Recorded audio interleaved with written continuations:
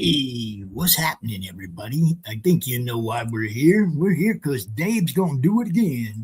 Dave's going to do it again. Now, that's not how it's supposed to look. Get that off there. Back where I was. That's better.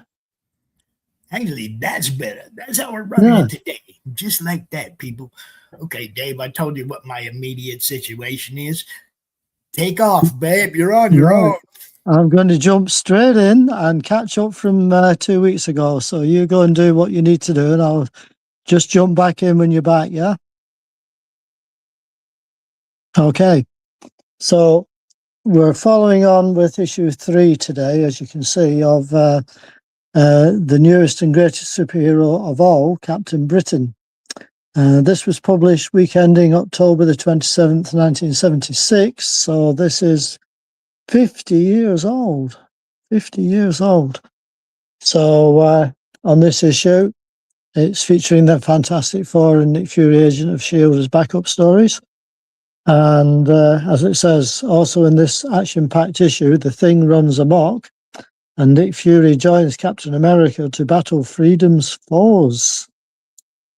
So the bottom of the cover, you got the villains there saying the place is teeming with coppers. It's not coppers that worry me, it's Captain Britain. So we're just going to jump straight into the splash page. And this is called Mayhem on a Monday Morning. Stan Lee presents Captain Britain. Chris Claremont, author. Herb Trimpe and Fred Kida, artists. I Wannabe, letterer. G. Ruthers, colorist. George Ruthers, I think that was. And Larry Lieber, editor. So as we open on the splash page, it says there'd been no warning. One moment, it was an average Monday morning at the Chambers Street Bank, the main floor crowded with the usual mixture of Thames University students and dockyard labourers. And the next instant, all hell broke loose. So Brian's thinking to himself here, those men, they're smashing through here like something out of Kojak. Captain Britain could stop them, but as long as I'm in my Brian Braddock identity, I'm helpless. So somebody shouts in the background, my God, it's a robbery. Spread out, mates, take everyone here hostage. And if anyone gives any trouble, let them have it. So Brian's still thinking to himself, I must try to stop them. I must. I'll go for the leader and hope he's not ready to face a murder charge. And the leader's thinking, what the? Trying to play a hero, kid? Well, that's fine by me. It's your skull that's going to get cracked. Ugh. And there's a sound effect there of whack. So he gets hit over the back of the head there. If anyone else steps out of line, they'll get a bullet instead of a rifle butt. Do I make myself clear? You callous, if you have killed this lad. I haven't, Mr. Manager. I know my trade better than that. Now, everyone except the manager, get up to the front of the bank. You're all our insurance, because if anyone outside starts shooting, you lot will be the first to go. Come with me, mister, downstairs to the main security vault, and £1 million in gold stored down there. So Brian's lying on the ground unconscious at this moment in time. There are cop cars coming. Somebody must have tripped a silent alarm. Blast. There was supposed to be a diversion to keep the police occupied. What's gone wrong? Nothing really. The diversion went off as planned, drawing the attention of nearly all the Southwark Division. That's an area of London, by the way. Unfortunately, the assault groups hadn't reckoned with a CID flying squad on roaming commission out of Scotland Yard. Pure bad luck, no more, no less. But that's the way it goes sometimes. It doesn't matter any though. We may have planned this job to go down peacefully, but we're more than willing to make a fight of it if we have to. Look out, all you men, get to cover at the double. Fizzac, skabam, some strange sound effects going on in this story as well. So Brian's still thinking to himself, oh, remind me never to do anything this silly again. Oh, my head. Wait, my plan, it worked. The robbers have crowded everyone to the front of the bank, leaving me alone back here in the shadows, where I'm free to change to Captain Britain with no one being the wiser. Funny, all it takes is a touch of my amulet and a mental image of the ring of Dartmoor stones, and presto, enter the UK's one and only superhero, Captain Britain. If only I were sure I wanted the job. And yet, I can't stand idly by while innocent people's lives are threatened, not while I've the power to help them. So help them I shall, beginning right now. Swok. Images, fast and furious, hammering at the minds and senses of the people caught in the sudden vicious firefight. In the bank, tellers and patrons huddled on the floor, some screaming, some sobbing as bullets zip overhead, all praying for this nightmare to end. On the street, a BBC film crew trying to get some footage, trying to stay out of the way, trying to stay simply alive. And finally, the police, hopelessly outgunned, the pistols of the few special branch officers armorized to firearms, no match for the raiders' automatic weapons. From the sound of things, the police are having a rough time, and maybe I can even the odds a bit. With all this shooting, it's a miracle no one's yet been hurt. But even miracles can't last forever. I've got to hit the robbers hard and fast, disorganize them before they have a chance to turn their guns on the hostages. Number 7, behind us. That tears it. I've been spotted. I must silence these two before they can sound a warning or start shooting in my direction. After all, I'm not bulletproof. Verdak. And the only way to stop them is to use my trusty quarterstaff again as a high-powered javelin and hope the trick works as well today as it did when I fought the Reaver. And that's a reference, of course, to the previous issue. Skabash. Chief Inspector Thomas, look, I've got eyes, haven't I, Royce? Seems that this is one bank job Vixen's mob isn't going to get away with. Wonder which police unit got inside to stop them. Sorry, Chief Inspector, but it isn't a police unit at all. Merely a superhero. Batak. And in this case, that's enough. These are the last of the hoodlums, I think. Arg, Zach. That's it, mate. I don't know who or what you are, boyo, but you have mucked up one of the Vixen's biggest operations. And Vixen is a lady who don't take kindly to people who get in her way. Oh no. Which means, hero, in case you ain't figured it out by now, that I've got to kill you. Zach. Yeah, Zach. Is that so? My friend Captain Britain eats halfpenny hoods. That's halfpenny hoods, by the way. That was old money for a halfpence coin, like you for breakfast. Thou. That's the spirit, Brian. Lots of verbal bravado to mask the pain in your side from the blaster's near miss. Face it, chum, if you hadn't sensed it coming at the last instant and dodged it, kabat. But I suppose if one wants to be a superhero, those are the risks one takes. You're finished, friend, but I have a final word before I turn you over to the police. Tell your boss, this Vixen, to expect me, because I'll be coming after her next. Brock. I wouldn't count on that if I were you, mate.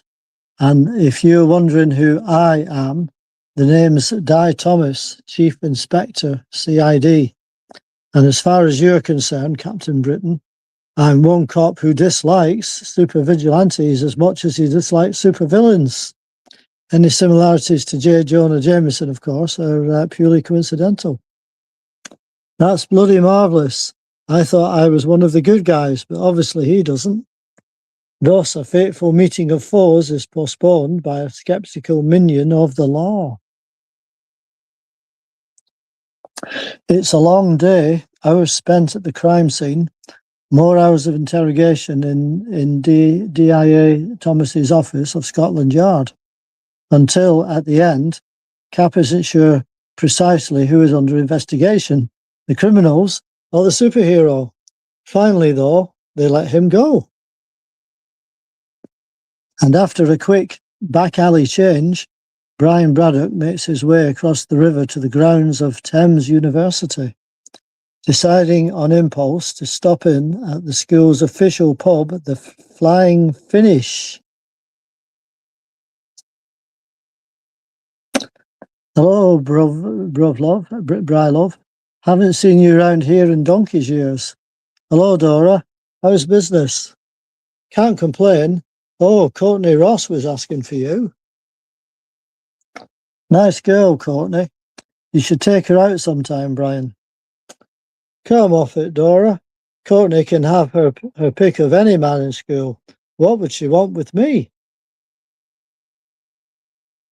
Why not ask her, Brian? She's only a few tables away.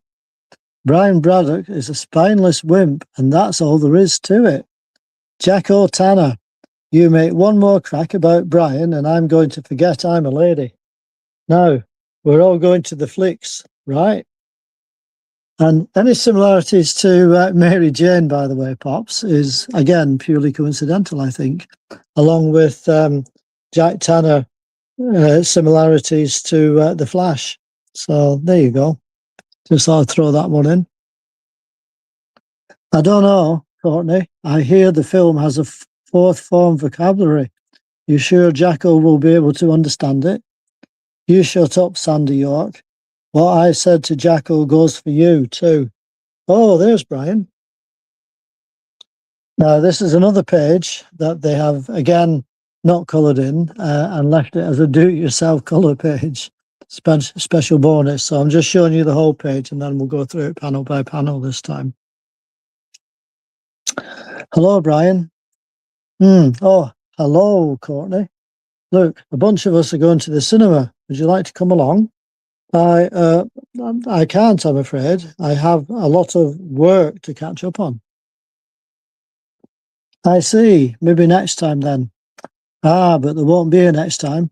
Not if Jacko Tanner has anything to say about it. So long, Wimpy. One of these days, Tanner, you'll push me too far. I'd have loved to have joined you, Courtney, but I'm still weak from today's battle. That's enough of Brian Braddock for this issue. As we turn our attention Hounslow way, that's another district of London, to a shabby industrial street just off Heathrow. Paper, here it is, you old tramp. Now push off. Fool, you insult me at your peril, but what's this? If this story is true, perhaps I won't have to travel to America after all. The man moves faster now, his gait that of someone half his age, as he enters a long deserted warehouse. And the headline is Captain Britain strikes again. Britain's own superhero smashes bank mob. And reveals that there's more afoot here than meets the eye. Ah, it's good to be free of this foul disguise, but mark my words, the day is coming when I will no longer have to skulk about the shadowed streets like some outcast. And more, those who hunt me now will soon flee from my vengeance and my power. Did they say more than meets the eye? Are they like Transformers? Yeah, that's right. That's exactly. And more, those who hunt me. Yeah, it did say that somewhere. Oh, yeah, at the top. had to reread it again there. Yeah. Now this mystery person also reminds me a bit of the chameleon with his mask and disguise. Right. And this is the final panel for the story this week, so beware, Captain Britain. For if you are Britain's first superhero, it is only fitting that you be destroyed by her first supervillain, Hurricane. Just the beginning, to be continued. The Hurricane, wasn't he in the WWE? He might have been. So that's the end of your Captain Britain story. I hope you enjoyed that one. Yeah, I came in after, you were about 8 pages in probably. Yeah, that's okay. I was going to say, you can always watch it on catch up. Right. I can do that. And you can too. Yeah, I can. Yes, that's right. I sure can. I just want everybody to know this little thing up here in the corner that says Meg TV Roku. Oh, yeah, I can see it. That QR code will take you to where you can sign up for the Madness Roku app. Mm. Okay, so a lot of people say they can't find it. It's like, look, follow the directions. It's right there on that QR code. Yeah, you can't miss it. Stuff. And Roku has more than just the stuff you see on the socials, okay? Mm-hmm. We got movies over there. We got a couple documentaries. We got some live music shows, recorded shows from live performances from a couple of bands. We got all kinds of stuff over there that you don't see anywhere else. So go check out the Roku network, man. That's, that is what we're building here. Just so everybody knows. That's the one. That's the one. So this page we're on now, this is just like a page of mainly adverts. In fact, it's all adverts really, but it says right at the top here, it says, "Hey fans, why not write and tell us what you think of Captain Britain? Send letters to Captain Britain, room 106, 52 High Holborn, London, WC1V." So you could send your letters in and possibly get them printed. So we'll be seeing those in the next 2 or 3 weeks, I reckon. And then there was another advert for a shop called Outer Limits Comic Shop. And that was in Birmingham, which is in the Midlands. Stamp competition, another stamp approval thing that you could get back in the day. And on this side, we've got the 2 more Mighty Marvel mags. You've got your Mighty World of Marvel and Planet of the Apes and Dracula Lives. So there's a combination for you. All available at your newsagents now, or they were 50 years ago. Yeah, they were. They were. They're not now. That's one of the fun things about revisiting these old comics. Is, people today don't realize like the nostalgia that goes with the ads in an old comic book. Oh yeah, well that's all part of the reading experience of classic comics, isn't it? Yeah, look, you get to see the adverts of the time of the day they were. Remember the old X-ray glasses and the I do. The foot locker full of army men that were actually just flat. Yeah. Oh yes, I saw all those adverts back in the 70s myself. Yeah, I sure did. They send you a little cardboard box, and it would have a tank and a rifleman that were the same size. Yeah. It was so we're going to jump in now with this one. This is we're still on the same comic, of course, right? Because you get 3 stories for the price of 1, really. Back in the day in Britain, 3 stories for the price of 1. Yeah, and don't forget, this comic came out every week, not every month. Right. Every week. So every week you got about 30 odd pages of content. So each story is about 10 pages. Yeah, roughly. Yeah, because they tended to split the Fantastic Four stories and the Shield stories roughly in half. So they do half the story one week and the other half the next week. But they always try to end it on a bit of a make-believe cliffhanger, which obviously wasn't in the original book. Right. And I just wanted to point out, after a month, you almost have graphic novel length story as opposed to just a 24-page comic. Oh, yeah. Yeah, so you might have bought 4 floppies, but you ended up with, 2 graphic novels worth of content. Well, yeah. you certainly got your value for money. And again, like I say, because these are reprinting the American ones, only in black and white, with a little bit of grayscale, as you can probably see on this splash page. Yeah. You know, so you can really see the art as well, can't you? Very nice. Very nice stuff. Which is nice. So this is the next issue of Fantastic Four. Fabulous FF face their most dreaded disaster, The Thing, Amok. And this was published, like I say, 1976 was when it was reprinted, but obviously it came out before then. So this is brought to you by Story and Art by Stanley and John Buscema, Joseph Inker and Sam Rosen letterer. So we're just going to jump into this one now. As you can see, my experiment on The Thing backfired. This is what they're all talking about in the Baxter building back here. Even though he can change his form at will, he's out of control. He's losing his conscience. Ben Grimm is turning bad. He's loose in the streets now and capable of anything. So as the Thing's going down the pavement there, he's saying, move it.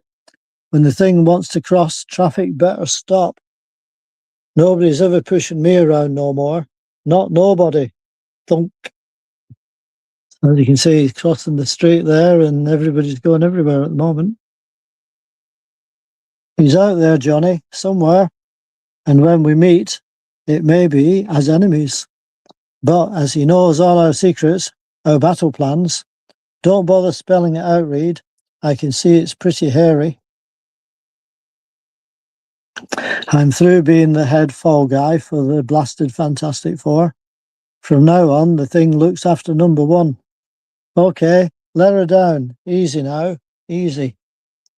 And somebody's written on the board there, I think it says, Jesus saves. And somebody, there's the poster up saying, vote for Howard. That's Howard the Duck they've got in the background there. Hey, who there? Break it up. Break it up. Quit blocking the sidewalk with your little tin tinker toys. We might have known it's the loudmouth Thing. You may be a real hotshot come Halloween, but you don't push us around, see? Come on, let's knock 'em out from under them orange lumps. You know something, you creeps, as dumb as you look. Who do you think you're messing around with? A refugee from Sesame Street? Carunch. I could take 100 punks like you and chew 'em up before breakfast. But just in case you think I'm kidding, what's he going to do? I ain't made my mind up yet, but don't worry. It ain't likely to be nothing dull. Hey, since this crane's just standing around doing nothing, here's my chance to show you that I ain't really mad. As he tangles them up in the crane. Fatang. Think what you'd pay for a ride like that at Coney Island. Splunk. Obviously landing in the river there. Okay, that's all for you guys. There's still a couple of others waiting for their turn. As he skips them out the water. Oh no, he means us. Don't just stand there. Let's get out of here while we can. If there's one thing turns me off, it's an unfriendly hard hat. Here I go to all this trouble just to be sociable, and you don't even want to play no more.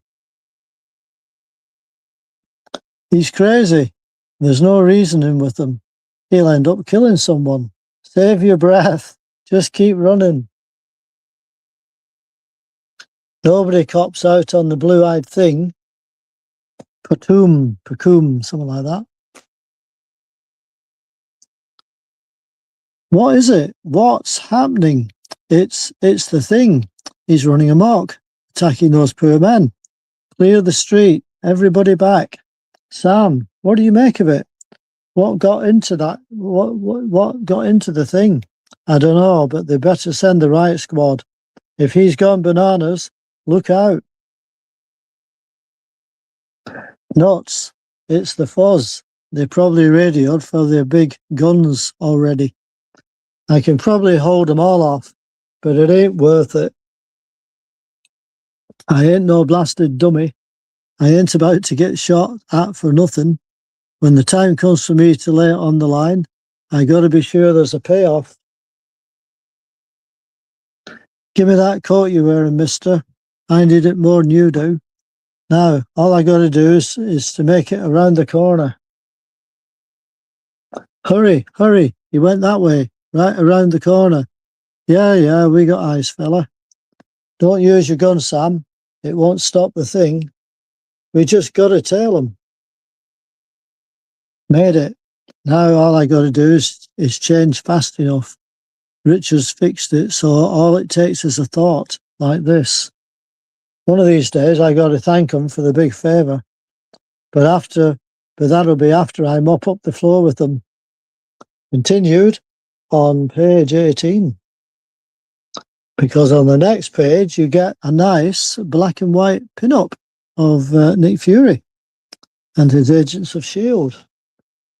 Again, it's kind of partly shaded in, like to replace the colour, but that's drawn by Styles and Steranko, it says on the side there. So it's a nice drawing, that. Full page. Hey, fella, did you see the thing run past here? You kidding? Who could miss that ugly freak? He ran down the block towards the subway. You heard the man, Lou. Let's go. Much obliged. Don't mention it, pal. Always a pleasure to help the law. Meanwhile, atop the towering Baxter building, I'm going after him, Reed. I have to. All right, Johnny. Perhaps it's best you do. But just keep him under observation. Don't tangle with him. Who are you worried about? Him or me? Both of you. Don't you realise what? Too late. He didn't want to listen. I just hope and pray that the torch doesn't find him, because if it comes to a fight... Mr. Richards, I'm sure it won't break your heart if I were to return home now. Nonsense, Miss Harkness. You know you're always welcome here, especially after saving Reed's life. And as it says there, it happened last issue in the negative zone. Sincere Stan. I've never really thanked you. Somehow, I think Miss Harkness knows how grateful we are. Fiddlesticks, child. Anyone would have done the same thing. I'm still not sure how you did it. That's just as well, she says. But now, if you'll get the baby, Reed, do you mind if I go too? Little Franklin has been away from us for so long. First, come here a minute, Sue. I know how difficult it's been for you, honey, with everything that's been happening. Smoochy, smoochy, smooch. Smoochy time. I promise you, when all this is over, you don't have to say it, darling. It's the life we choose for ourselves.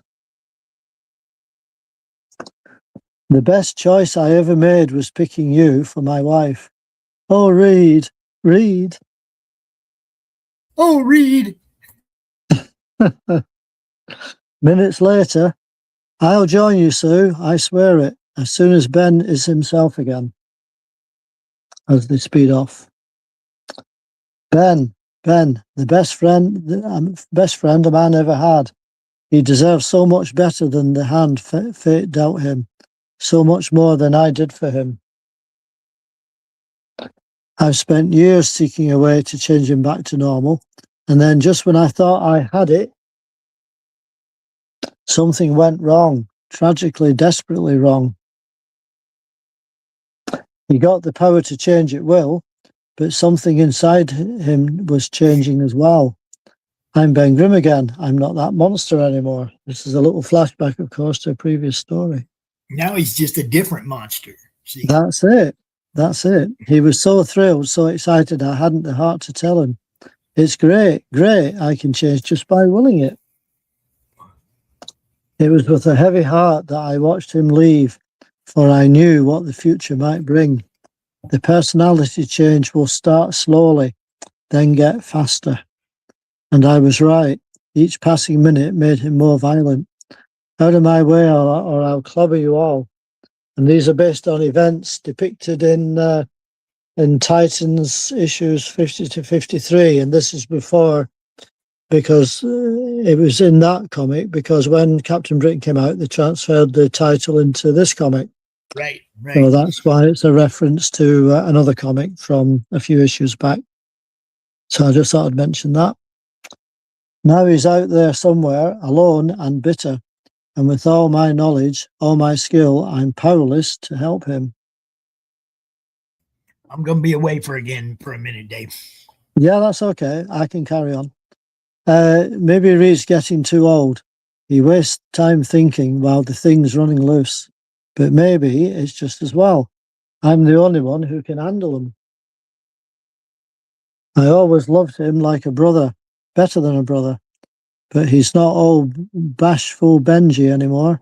He's become a stranger, a menace who just hates the world. And I've got to find him before it's too late.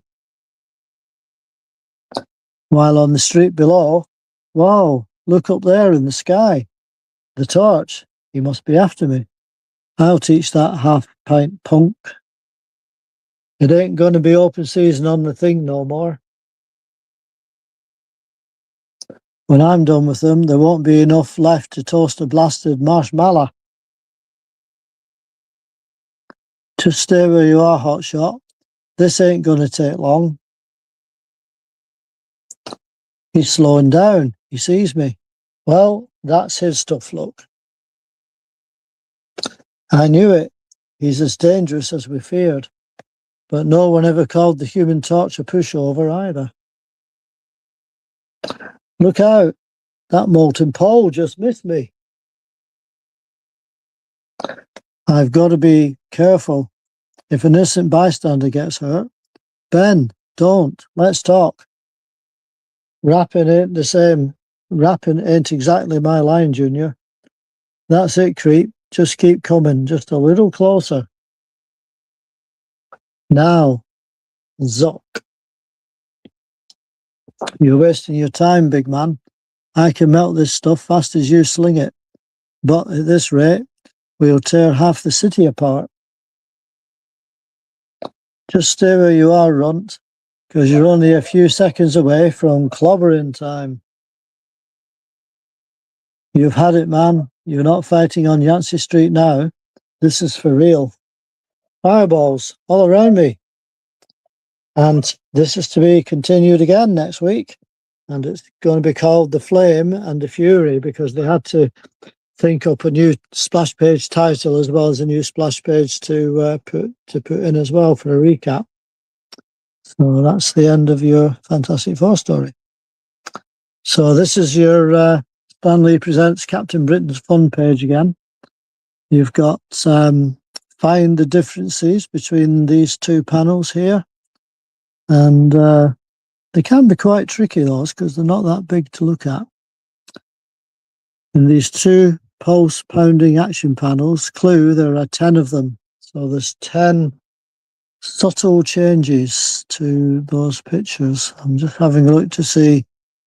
I can see one, because on this side it says in this epic issue, and on the other side it says in this epic, and issue's missing. And Crystal's face is missing. I can notice that one quite obviously. Let's see. Found 2 so far. I think I need a magnifying glass to find the rest, though, Pops. And you've also got, how well do you know your Marvel personalities? First name game. We'll give you their surname. You give us their first names. So you've got Blake, Donald, Parker, Peter, Grimm, Ben, Pym, Henry, Richmond, Kyle. Oh, there's 2 Pyms. All right. Strange, Stephen, Stark, Tony, Xavier, Charles, Wilson, Sam, Hellstrom, can't just remember his other name, Fury, Nick, Cage, Luke, Murdoch, Matt, Summers, Scott, and Richards Reed. So I think I've done quite well there with them. Might have missed the odd one out, but there you go. And these are the answers to last week's puzzles down here as well.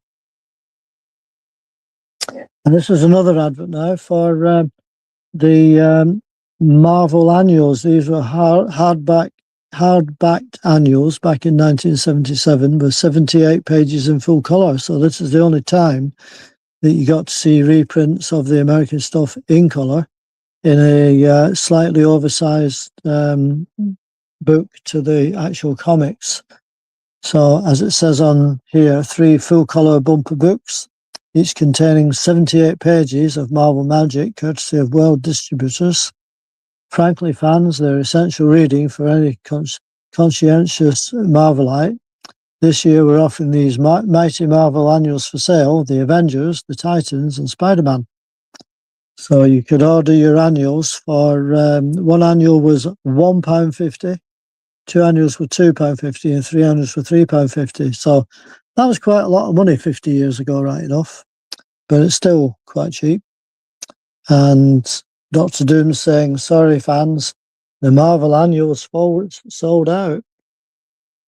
But wait a minute, that's not all.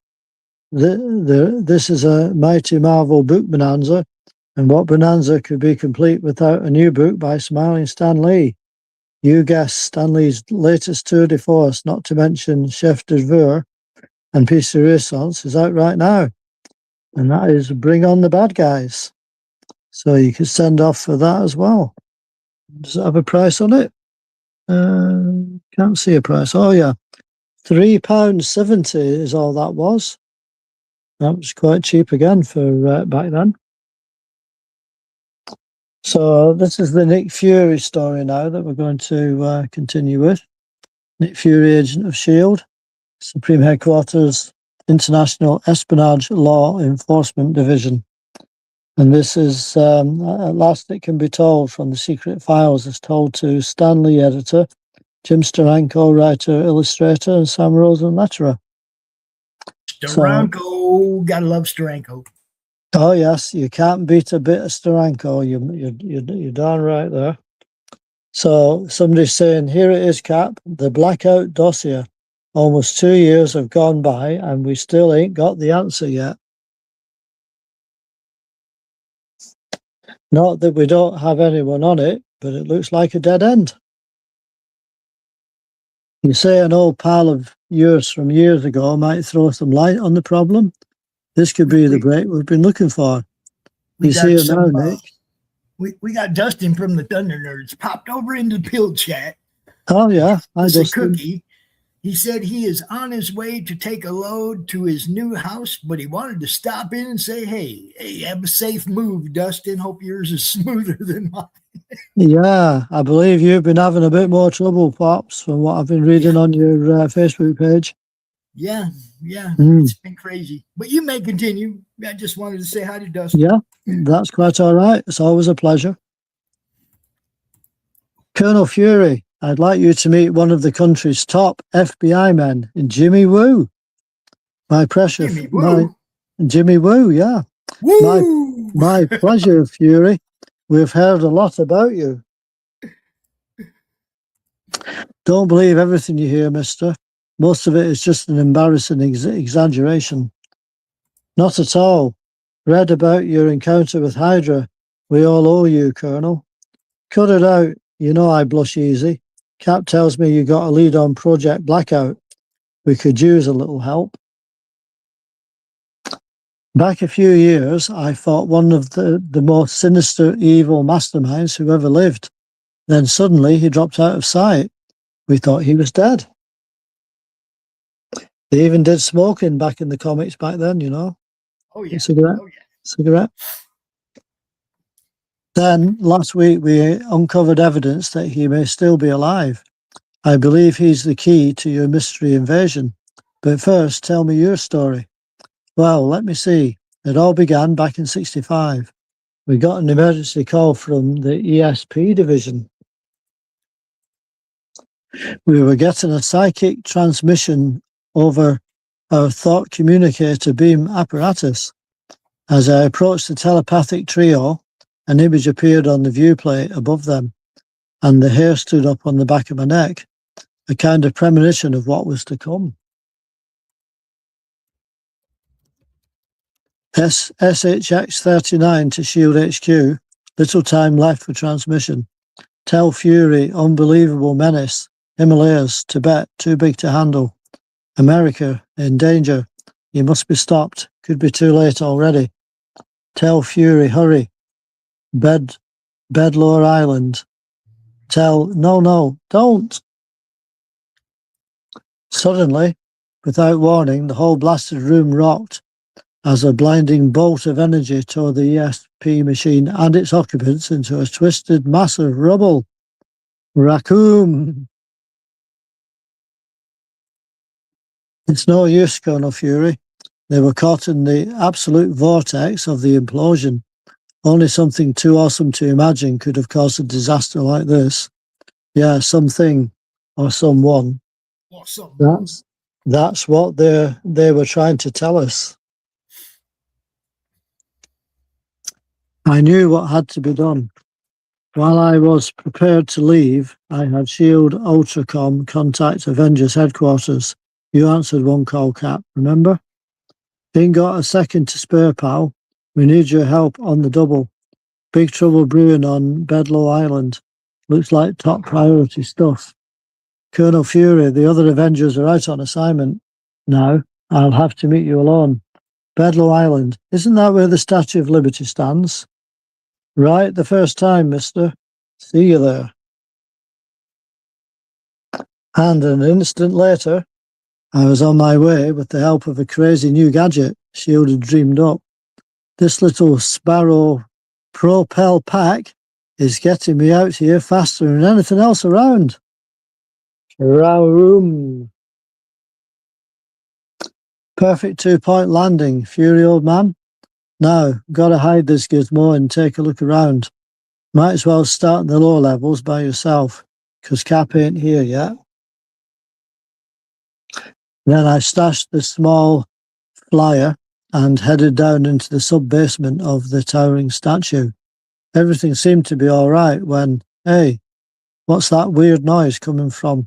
Sounds like I got company. Huh? What in blazes? Blue blazes? This is a heck of a splash page, isn't it? Good Lord. An army of super invaders here in the Statue of Liberty, streaming out of holes cut right through the walls. Some kind of gravity-defying devices holding them up till they make it out. Can't make a move till I figure out what they're up to. Very strange. So as you can see, he gets accosted and by Captain America. Next time, make a little noise before you creep up on a guy like that. You ain't a moment too soon. The show's just starting to get good. Came as soon as I could, old friend. Looks like something big. They're forming squads. This is the Master. The first phase of the invasion of America is concluded. Now assemble the ID Paralyzer. The Master commands. Cap, did you hear that too? Some kind of super thought projection. So powerful even we can hear it. I got an idea that fancy headgear they're sporting might have something to do with it. You're right. There are some sort of electronic devices. Look, they're splitting up. Now's our chance. Phalanx 4, begin assembling the machine. 9 and 10 to the generators. The rest assume sentry position as the Master commanded. Let's see if they're as tough as they look, Colonel. Right with you, pal, but take care. There's more to these jokers than meets the eye. CRoM, continued next issue. So that's the end of that segment. And then on the back page, you've got an advert for get this free model aircraft kit with Kellogg's Frosties, I was variety gonna in say that Sweet looks like 6. Tony the Tiger. Tony, it is Tony the Tiger, yeah. Tony the Tiger on the box of Frosties Yeah. down here. Over there, they call them Frosties. Over here, they're Frosted Flakes. Ah, right. Okay. Yeah, the same thing though, aren't they? Yeah, it's the same thing. It's just they name them different, you know. So this advert says, "What a plane! It's the amazing DH Comet, the plane that won the 1934 England to Australia air race." Wow! I How do didn't you know there get? was a 1934 England to Australia air Yeah, race. well, I didn't know that. I didn't know that, but I do now. And as it says here, how do you get it? Easy. Just send in 6 250-gram or 375-gram Frosties packet tops or variety Sweet 6 wrappers, and the plane is all yours. Details are on special packs of Kellogg's Frosties, variety, and Sweet 6. I don't remember the Sweet 6, but I do remember the variety pack, and they still make the variety pack and Frosties as well. Yeah, we got a comment over on Pilled from my friend Saint Cosmic Dildo, and he said that dude looked like a Timu Galactus. Well, yeah. Yeah. I can see the similarities. Definitely see the similarities on that one. It's the dollar store kind, you know. Yeah, that's it. So that's the end of the Captain Britain number 3 for you. Here you go, people. And we're not done yet. We're just No, done. we're not quite. We're not quite done yet. We're not quite done yet. We've got my spinner rack book of the day. Yes. And we've also got, if I move this out the way, we've also got a bit more of this one, which we're still working through. Sorry? Yeah, our short story that we're continuing. Yeah. Not story, but yeah, the illustrator's book. We've been showing a different one every show. Yeah, well, we've been showing the same book for the last couple of shows, but it's a very thick. Yeah, it's a very thick book with different artists. So we've done 2 artists so far. So we're going to do another one. So do you want to see the spinner rack item first?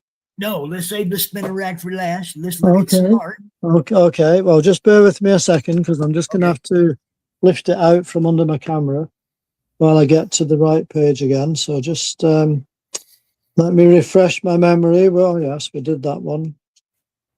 We did that one. We did that one. We did that one. Yeah, we did that. Did that. Be with you in a minute, Pops. Now then, this article is another. This is a British artist who I was lucky enough to meet about 4 times over the past 30 years. And he's a really, really good, he was a really, really good artist. Say again? I was talking to Mom. Oh, right. Yeah, I was just saying this is a really, really good artist, and he drew this comic strip called Fireball XL5 back in the 60s. And it was published every week. So you got 2 pages of art every single week. And his attention to detail is absolutely amazing. And like I say, I was lucky enough to have actually met him about 3 or 4 times and got his autograph on a few things, which I've still got now.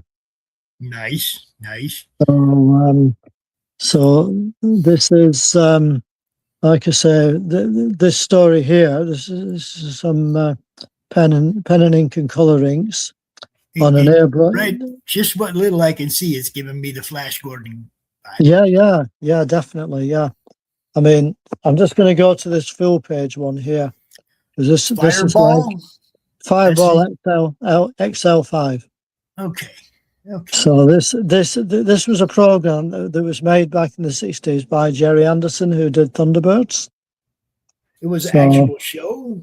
Yes, it was an actual show, Pops. Oh, shit. Dustin, if you're listening, we might have to go check this out. Yeah, there was 39 half-hour black and white episodes made. Do you know if it's So streaming anywhere? If it can be found? I think you can probably find it on YouTube if you do a search. All right, I'm gonna have to You look. might not get full episodes, but you'll certainly get clips of it. So if you do a search for Fireball XL5 and see what you can find, but that's what you're looking for, that ship. It was actually made in black and white, by the way, this program, but the comic strip was in color. So it was nice to see, all the different colors in the story, Mm-hmm. I'm just going to go over the page. Now, he also drew another series for the same comic called Zero X, and that was based on the Thunderbirds Are Go film, again back in the 60s. So they did an actual comic strip. Now, this didn't develop into a TV series, so it was only ever seen in the Thunderbirds film, and this special comic strip that was also done at the time. So again, really lifelike, realistic style of Yeah, artwork. that's pretty good for the 60s. That's Yeah, pretty. I mean, it was done in a serious style. It wasn't done in a puppet style. It wasn't done in a cartoon style. Yeah. So, like I say, this page was drawn in 1967, so quite a while ago. And then you've got a few more panels on this side again from Fireball XL5. So that's another one. But I mean, he was very good with the layout of panels as well. Sort of like various styles of panels there. Just go over the page again. So this was some of the covers. This was a front cover to the comic because he also drew Captain Scarlet. That was another one based on Mysterious Threaten Wars. Mysterions Threaten Mysterons. Mars. Okay. Mysterons threaten Mars. Mysterons.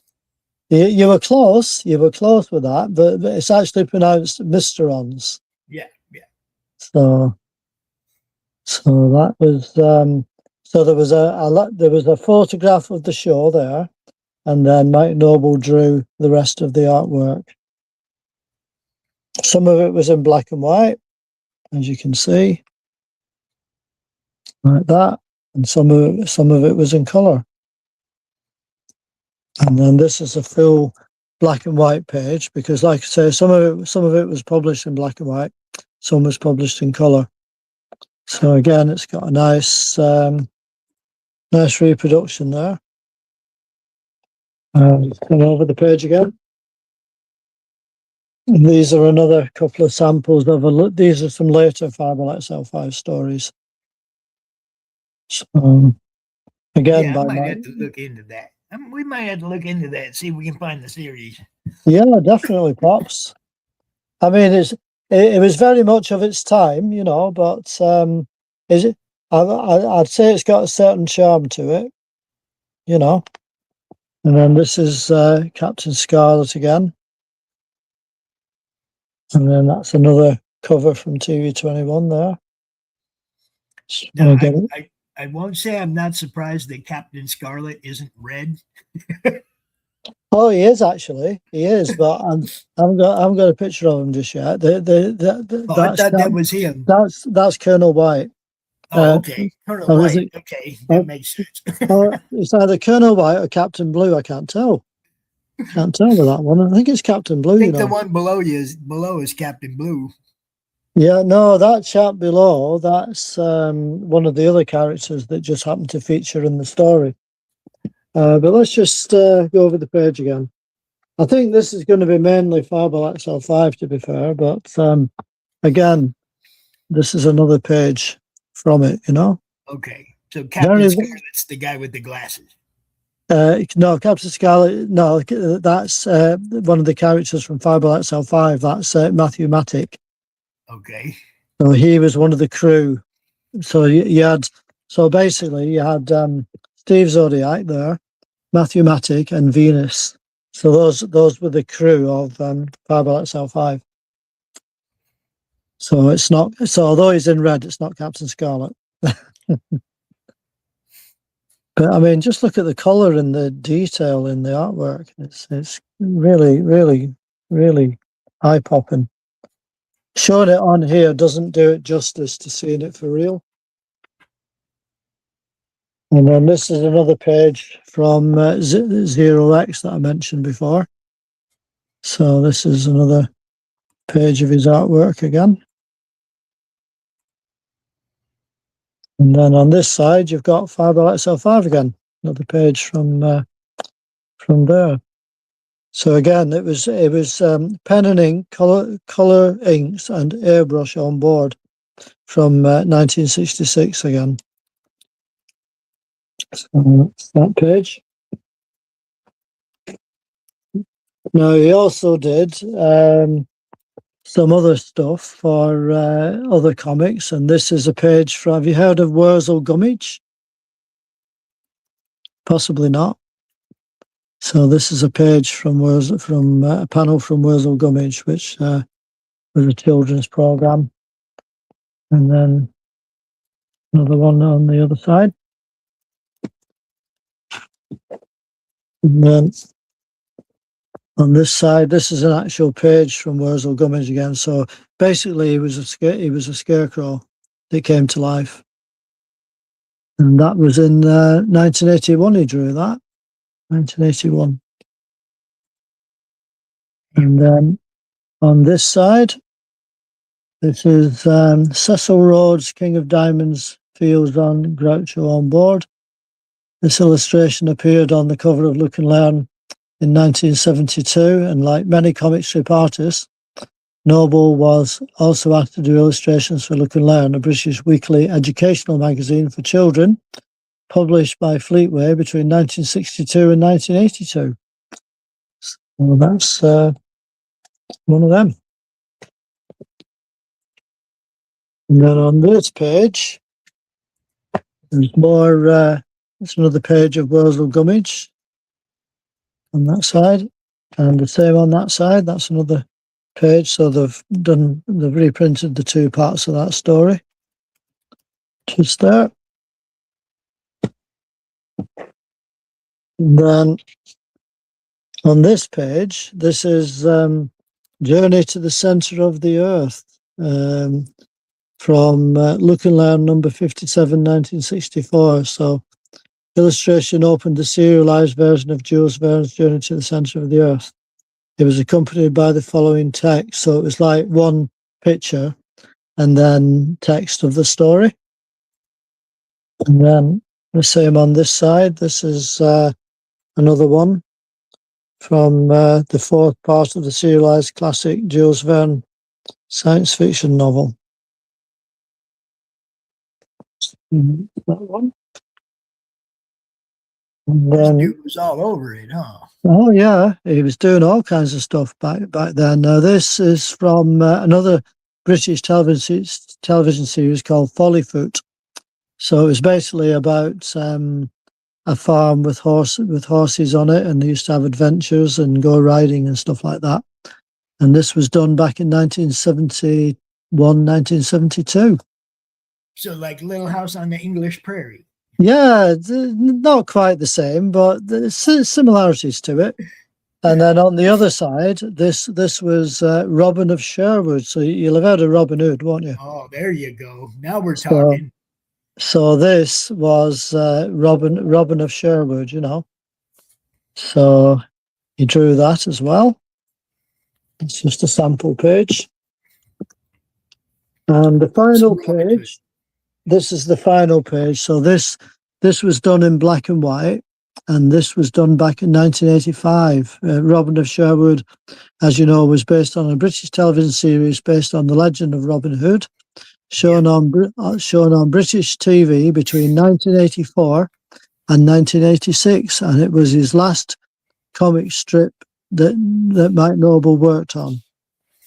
So that was his last one. And he passed away, I'm afraid, on the 15th of November 2018. So it's a few years ago now. But he was a really, really nice chap, Pops. He was so easy to talk to, and he couldn't believe how popular his artwork still was after all these years.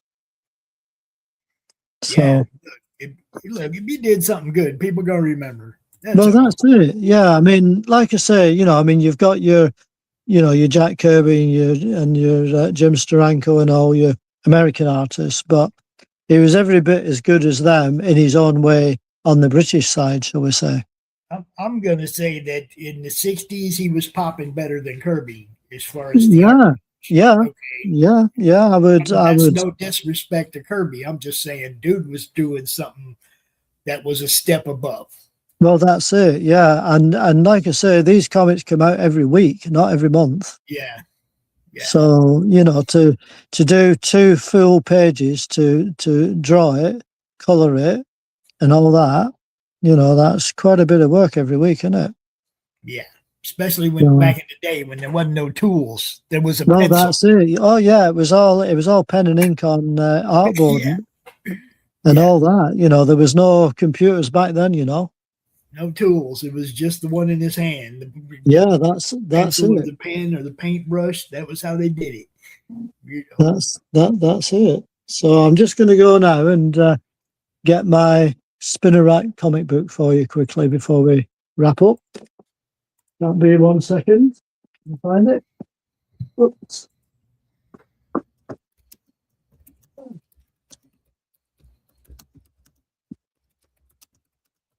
Right. So the one for today, Pops, is this one. You can see that. Creature from the Black Lagoon lives. That's the one. That's the one. Yeah. So I actually bought this just a couple of weeks ago because, mainly because obviously I do like the film. It's a classic film. Right.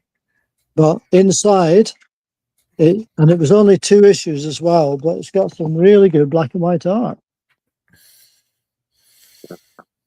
There you go. That's the people that have done it. Hold up. I seen Dave Stewart. Who else is it? We got Dan Waters and Ram V, Matthew Roberts, Dave Stewart. That's the colorist. I know that guy. Yeah. And DC Hopkins, letterer. Okay. So that's your. I'm not going to show you every page. I'm just going to show you 1 or 2. But it's got nice gray tone to it. Yeah, that's the Dave Stewart touch. Yeah. So there you go. And look, there's not a huge amount of colorists I like. There's a few that I like because they're really good at not washing out the line work. Well, that's it. But sometimes I'll see something and the colors pop and it's amazing. And then I'll see the lines that he was given. I'm like, where'd they go? Well, that's it. So even if your colors pop, that don't mean you're a good colorist. A good colorist won't wash out the art. That's right. Enhance the art. You see what I'm saying? That's what it's all about. Yeah. So like I said, I'm not going to show you every page because it's quite a thick book, you see, but I'm just giving you 1 or 2 samples. It gives you a flavour of the book, Look at that page. It's quite good, isn't it? Oh, yeah. Oh, yeah. And there you go. That's your classic. That's your classic there. He just took a big old bong rip. That's what he did. Oh, yeah. There's your creature. There he is. Yeah. Now, wasn't it Adrienne Barbeau? What was that? Adrienne Barbeau, that was the girl in the movie. I can't remember, to be honest, but I'll take your word for it. I'll take your word for it. Might have been. I can't remember. Long time ago. Oh, yeah. It's a long time ago since I've actually watched it.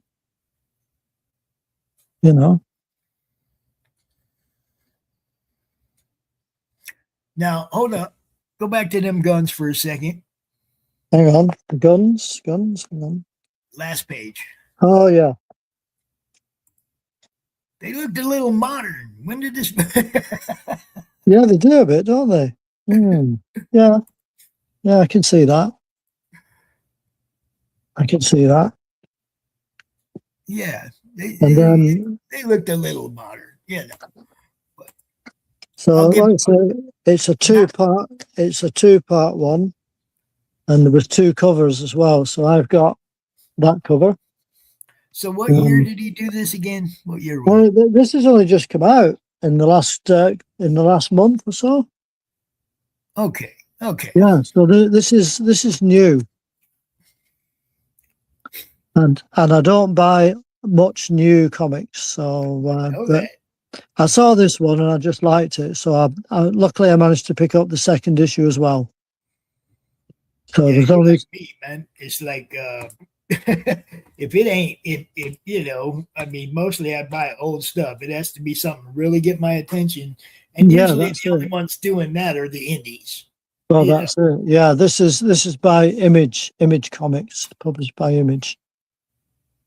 They pop So, out. Look, them and Doc Horse, they'll pop out with something solid every now and then.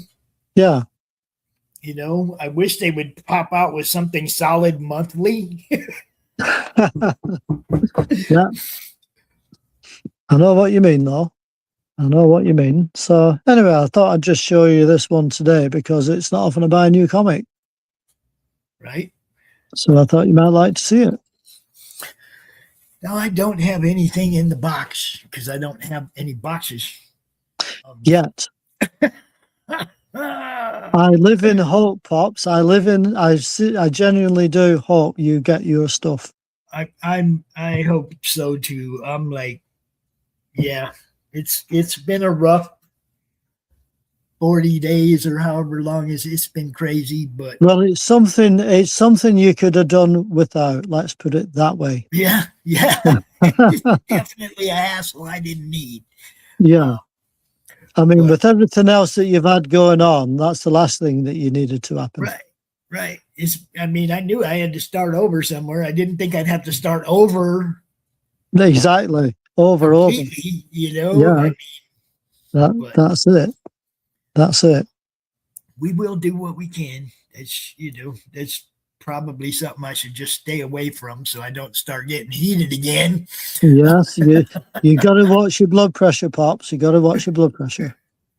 Oh yeah, I just got to watch my revenge, my revenge psyche. Yeah.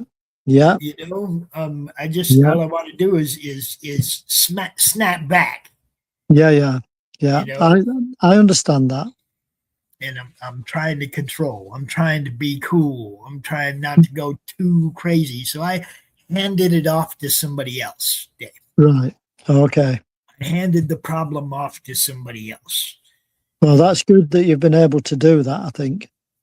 Well, one of the cool things about being out in the boonies in Michigan is when people are, when politicians are going around trying to get votes, they go door to door. Right?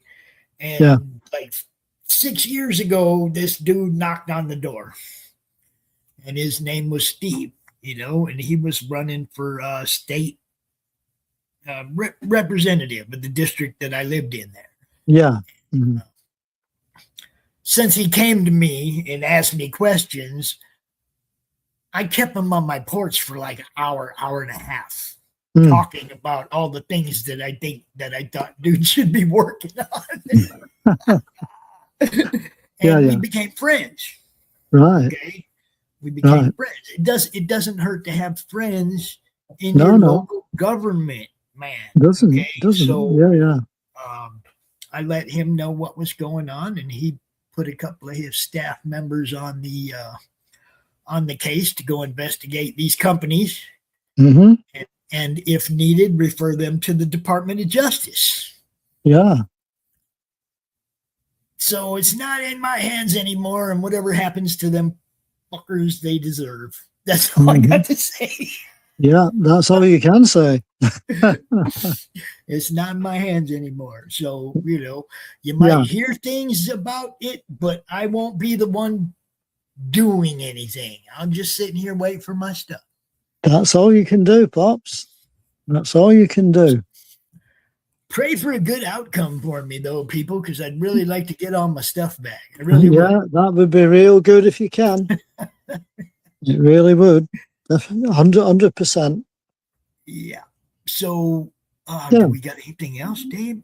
Like I said, I don't have anything to show anybody, so it's okay. I think I've covered us for the show today, so we should be all right. Did a wonderful job, my friend. Are we continuing with Captain Brent next week? Oh yeah, definitely. Okay. And unless anybody has any other suggestions, which we can always fit in between, if so. Oh no. How long is the run? How long do you want to run through? Oh well, I think there was about 28 issues or something like that. Damn. Yeah, we'll do some, and if somebody has something else they want us to do, we'll stick them. Oh yeah, but by all means, because I'm enjoying doing these British comics because I've not had much chance to talk about much British stuff for a while, so it's quite refreshing for me to do this as well. Well, yeah, I mean, we used to do every week where we was talking about both American and English comics. Yeah, that's right. You know, we kind of changed things up a little bit, but at the same time, I think we're having more fun. We're covering more stuff, and our options are more open. We're not just stuck to what we have in our box. Well, that's it. That's it. I mean, I can more or less find most comics to read if people are looking to hear them. Yeah. So we'll just leave it like that for now and see how things go, I guess. So, thank you, Dave, for putting together a good little presentation. You do this awesome every week. You do it way better than I could. So. Thanks, Pops. Thank you for hanging out with me every Sunday. I appreciate you, brother. Next week, everybody. You mean every Saturday? Excuse me, every Saturday. Yeah, my bad. I'm still on Sundays. Yep, every Saturday. Usually followed by Saturday morning comic talk, but this week I think Ed's taking the week off because he's getting ready to go back to school. He's a teacher, so he's trying to get all his stuff caught up. But later on today, we got Drop Zone Gaming with Raul, and we got a recorded Madness Art Attack because Jerry is in the UK right now. Oh, right. He's there visiting his son and meeting his grandkids for the first time. So very nice. Very nice. He did a couple of recorded issues because he's going to be over there for a couple of weeks. And, hey, you never know. Maybe you'll meet Jerry. You never know. You never know, right? People run around. So I want to thank everybody for tuning in. You guys over on Peeled, you killed it. You know what I'm talking about. I love having like solid interaction on the show, and we get the best interaction over there on Peeled.net. Excellent. Much smaller. It's a smaller audience, but they give us a whole lot more love. Y'all know what I'm talking about over there. That's the place to be. If you're a streamer and you're not streaming on Peeled, you're missing out on the best audience in all of social media. I said it. Okay. Well said. Well said. All right. So we will see you later today. Dave, thanks again. I'm going to play some ads. We're going to get out of here. See you next time, Pops. You bet. Thanks, everybody. Okay. Bye, everyone. Bye. Ozzy, what are you doing? Come and have a look at this lovely book that was sent over. You're wrapping in the burn. Oh, go on and spit the bat out your mouth. No one can understand you like that. Say hi to 5 dentists and all. Oh, well, that's not much better. Ozzy, why don't you sing to me? I can always understand you when you sing to me. Fucking my brains. What is this my publisher sent me? Inked in black with art so sweet. So what do you think? Do you like it? Oh, Lord, yeah.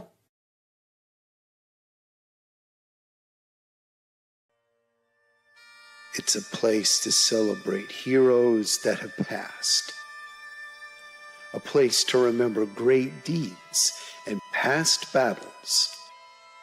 And the place where evil now waits to strike. Galaxy Memorial Park, Volume 2. Crowdfunding on fundmycomic.com.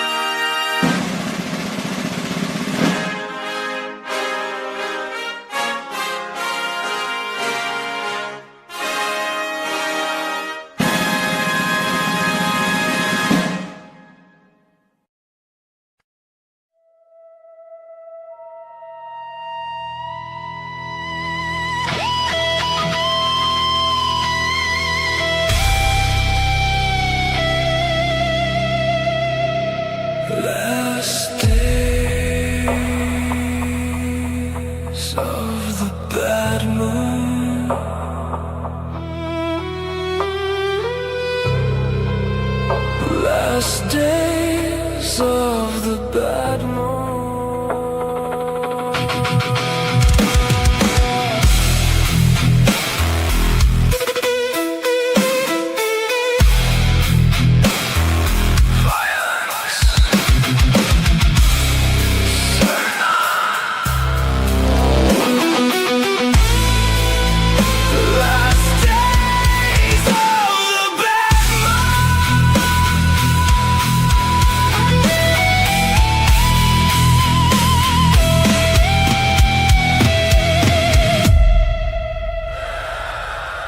Whose utopia?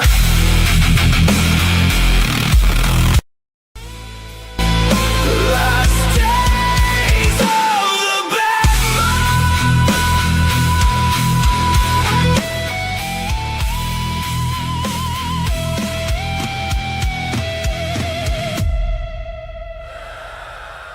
Whose utopia?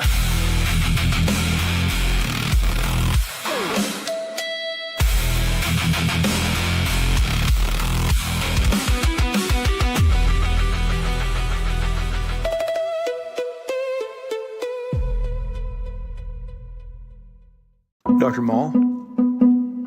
Yeah, this is Detective Marcus Fulton with Kinnixon County Sheriff's Department, and I have a case I need your help with. How many bodies? 2. Both ritual killings, both males, no obvious connection. Are you a hunter, Mr. Fulton? As much as I can be. Good. Because we're about to hunt the most elusive apex predator there is. Well, then you better get a good night's sleep. I'll see you tomorrow.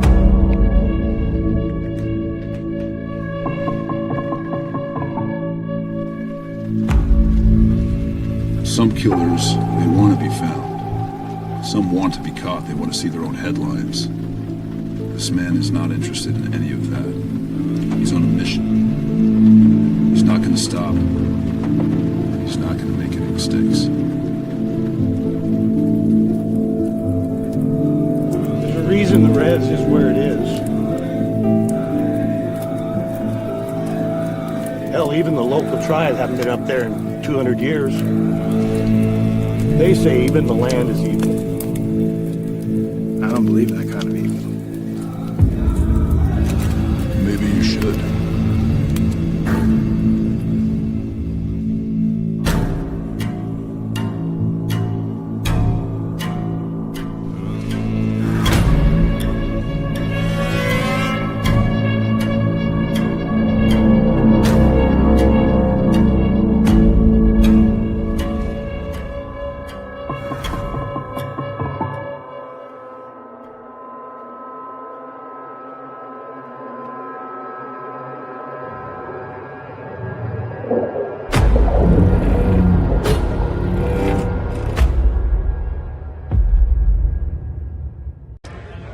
Hey, what's up? This is Kel Mitchell, and you are watching Madness Entertainment Group. Woo! If you missed the live viewing of any Meg production, you can find all our content on Roku or as a member of this channel. Madness Entertainment Group.